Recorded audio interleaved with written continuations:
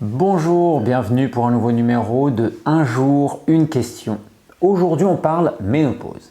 C'est une question de Céline. Alors Céline nous dit « Bonjour, j'aimerais bien traiter la question de la ménopause.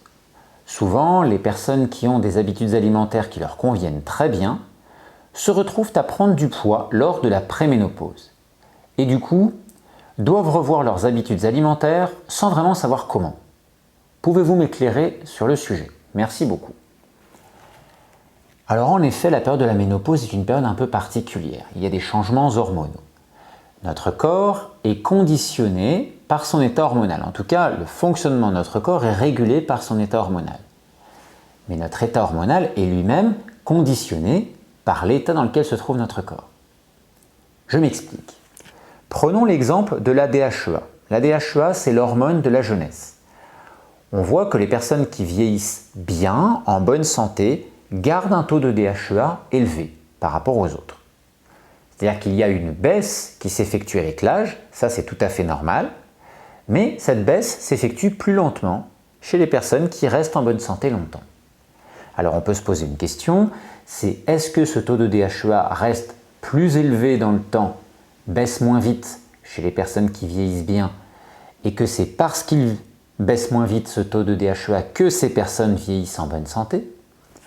Ou alors, est-ce que ce taux de DHEA baisse moins vite parce que ces personnes vieillissent en bonne santé? Concrètement, qu'elles maintiennent un état physiologique global de leur corps plus favorable et donc ce taux de DHEA reste élevé plus longtemps. Il n'y a donc pas de vieillissement prématuré du corps, ou en tout cas moins.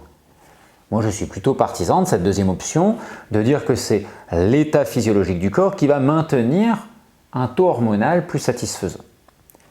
Concrètement, par rapport à la ménopause, ça veut dire qu'au moment où il y a la préménopause qui s'installe, il va y avoir des changements hormonaux. Ces changements hormonaux sont normaux.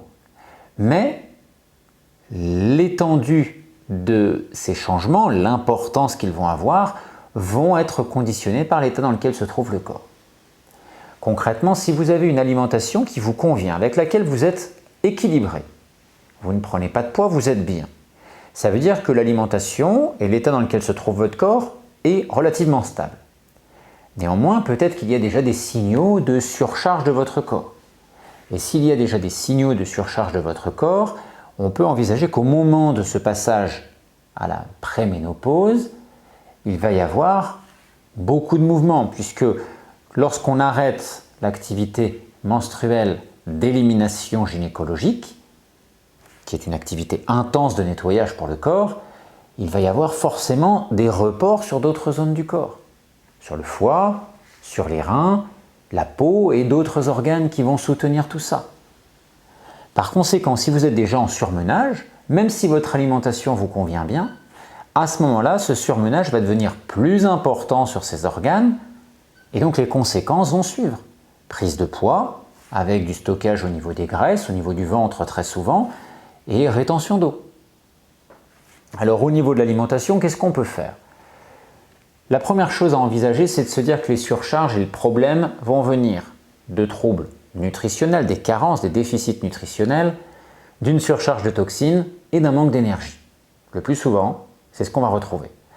Donc, au niveau alimentaire, c'est améliorer la qualité de la nutrition pour avoir une meilleure nutrition. C'est aussi réduire les toxines qui arrivent par l'alimentation avec le choix des aliments, économiser de l'énergie par rapport au travail digestif et l'état métabolique du corps. Concrètement, on va manger moins. On peut réduire l'alimentation sur chaque repas, sur l'ensemble de la journée. On peut manger moins fréquemment. On va mettre du jeûne intermittent par exemple. On passe de 3 repas par jour à 2 repas par jour. On peut également garder 3 prises alimentaires par jour, mais au lieu d'avoir 3 repas qu'on considère comme normaux, on va faire 2 repas normaux et un repas très frugal.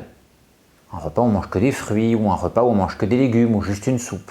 Ça va déjà soulager le corps.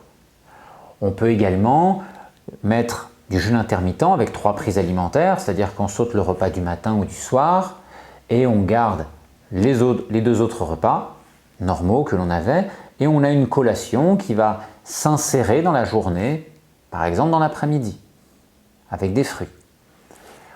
On peut encore soulager la digestion avec des mélanges alimentaires plus favorables. Je vous en parle souvent. Associer les aliments plus favorablement aide à une meilleure digestion et donc on encombre moins l'intestin, on surcharge moins le corps avec des toxines et avec une dépense énergétique inutile. Ça peut être encore le choix des aliments. Avec l'âge, notre capacité digestive va baisser. Avec l'âge, nous avons moins besoin d'aliments énergétiques. Nous avons moins besoin d'aliments de construction tels que les protéines. Donc on peut revoir son évolution alimentaire pour réduire la quantité de protéines, réduire la quantité d'aliments très concentrés, aller vers des aliments moins concentrés, remplacer par exemple des céréales au moins en partie par des légumes féculents, pommes de terre, patates douces par exemple. Avoir une proportion plus importante de fruits et de légumes dans l'alimentation pour jouer sur ce côté nutritionnel, on peut aller là-dessus. Et puis au-delà de l'alimentation du quotidien, ce qui peut être intéressant, c'est soulager le corps. La détox par exemple, les cures détox, cures de fruits et légumes, monodiète variée, cure de jus et même le jeûne. Toutes ces choses-là vont avoir pour but de soulager le corps, lui permettre de se reposer et d'accélérer ce drainage des toxines, donc soulager le foie, soulager les reins. Et la chose qui est importante, parce que quand on pense à la ménopause et à la prise de poids, on pense souvent à l'alimentation, mais il faut imaginer que l'état de l'organisme n'est pas conditionné que par l'alimentation, il est conditionné par d'autres choses. Le stress, qui est beaucoup plus difficile à gérer avec l'âge, la sédentarité, qu'est-ce qu'on a encore qui peut nous affecter? Le manque de sommeil, par exemple. Le manque de repos, d'une manière globale. Donc ces différents paramètres vont jouer. Alors, on peut agir sur différents paramètres, mais pour rester sur l'alimentation et conclure là-dessus, puisque c'était la question, l'objet aujourd'hui de cette vidéo, c'est sur le plan alimentaire. Tout ce qui peut être envisagé sur le plan alimentaire, le maître mot doit être le soulagement. Soulagement en termes d'apport de toxines et soulagement en termes de dépenses énergétiques. Si on dépense moins d'énergie dans la digestion, si on a moins de toxines qui arrivent de l'extérieur, qui sont générées dans le corps par l'alimentation ou qui sont issues de mauvaise digestion par les fermentations et putréfactions au niveau de l'intestin, on va déjà dans la bonne direction.